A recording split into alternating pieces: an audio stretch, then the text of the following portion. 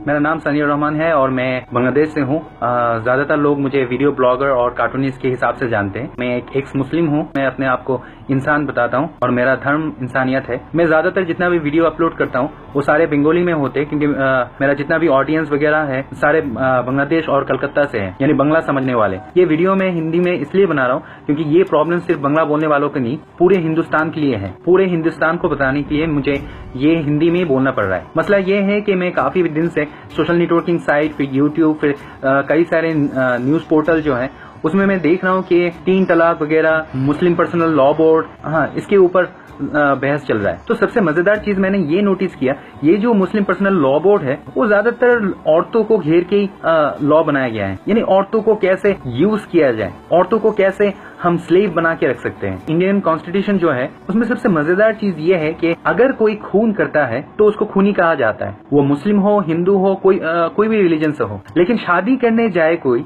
तो देखा जाता है कि उसको पूछा जाता है कि आप हिंदू हो या मुस्लिम हो। तो अगर कोई कहता है कि मैं हिंदू हूँ, तो ओके, एक शादी कर लो, सारी जिंदगी भर इसी को झेलो, यानी तुम एक ही शादी कर सकते हो। लेकिन अगर कोई मुस्लिम जाता है कि मैं शादी करना चाहता हूँ, बोले ओके आज एक कर लो और बाकी 3 बाद में आके करके जाना। और मजे का बात यह है कि अगर कोई मुस्लिम अपने औरत को तलाक देना चाहता है, सिर्फ ये बोलने का देरी है तलाक तलाक तलाक, 3 बार तलाक बोल दिया, वो औरत गया, वो मेरा वाइफ है ही नहीं, उसको मैं जानता नहीं, और उसका जो सिक्योरिटी मनी वगैरह है वो देने का जरूरत नहीं है। लेकिन अगर कोई हिंदू अगर अपने औरत को डिवोर्स देना चाहे तो उसको लॉ के थ्रू, इंडियन कॉन्स्टिट्यूशन के थ्रू में जाना पड़ेगा। मुस्लिम पर्सनल लॉ बोर्ड जो है उसमें सिर्फ ये शादी वगैरह का मसला क्यों है, यानी सिर्फ शादी को घेर के क्यों ये लॉ बनाया गया है। शरिया लॉ अगर एस्टैब्लिश करना चाहते हो तो सारे लॉ को इंक्लूड करो ना। यानी ऐसा होना चाहिए कि एक हिंदू अगर खून करता है तो इंडियन कॉन्स्टिट्यूशन के हिसाब से उसको पनिशमेंट दिया जाए। अगर मुस्लिम अगर खून करता है तो उसके वो इस्लामिक शरिया लॉ के हिसाब से उसका गला काटा जाए। अगर कोई चोरी करता है, अगर वो मुस्लिम है, तो उसका हाथ काट दिया जाए। ये भी इंक्लूड होना चाहिए मुस्लिम पर्सनल लॉ बोर्ड में। अगर कोई मर्द या औरत पकड़ा जाता है कि वो इलीगल सेक्स कर रहा है किसी के साथ, तो इस्लामिक शरिया लॉ के हिसाब से उसको कमर तक मिट्टी में गाड़ा जाए, फिर उसको पत्थर मारा जाए।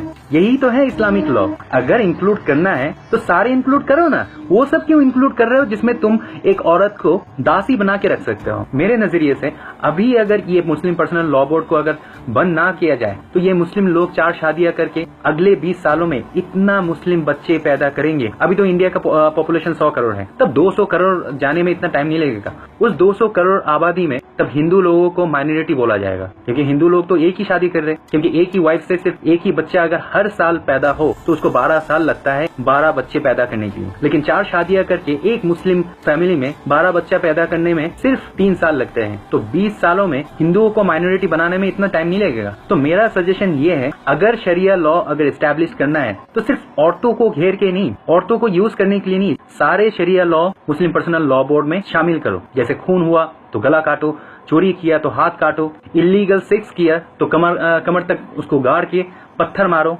या तो हिंदुस्तान में जिस तरीके से ये मुस्लिम पर्सनल लॉ बोर्ड लीड कर रहा है उस हिसाब से हिंदू पर्सनल लॉ बोर्ड भी होना चाहिए, क्रिश्चियन पर्सनल लॉ बोर्ड भी होना चाहिए, सिख पर्सनल लॉ बोर्ड भी होना चाहिए, एथिस्ट पर्सनल लॉ बोर्ड भी होना चाहिए। अगर दूसरे रिलीजन का फॉलोअर्स को पर्सनल लॉ बोर्ड बनाने का कोई परमिशन नहीं मिलता तो मुस्लिमों को भी पर्सनल लॉ बोर्ड चलाने का कोई परमिशन नहीं देना चाहिए। मैं सनीउर रहमान सारे भारतवासियों के सामने गुजारिश करना चाहता हूँ, आप लोग प्लीज ये मुस्लिम पर्सनल लॉ बोर्ड को बैन करने के लिए आवाज उठाएं, क्योंकि शरिया लॉ 1400 साल पुराना है। ये मॉडर्न सोसाइटी के लिए नहीं है। शरिया लॉ जाहिल अरबों के लिए था, यह हिंदुस्तान के लिए नहीं बनाया गया था। शरिया लॉ 1400 साल पुराना है। वो 1400 साल पुराना लॉ को 2016 में एस्टैब्लिश करना पागलपन है। मुस्लिम लॉ बोर्ड को बैन करें। और सारे हिंदुस्तानियों की तरह मैं भी बोलना चाहता हूँ, जय हिंद।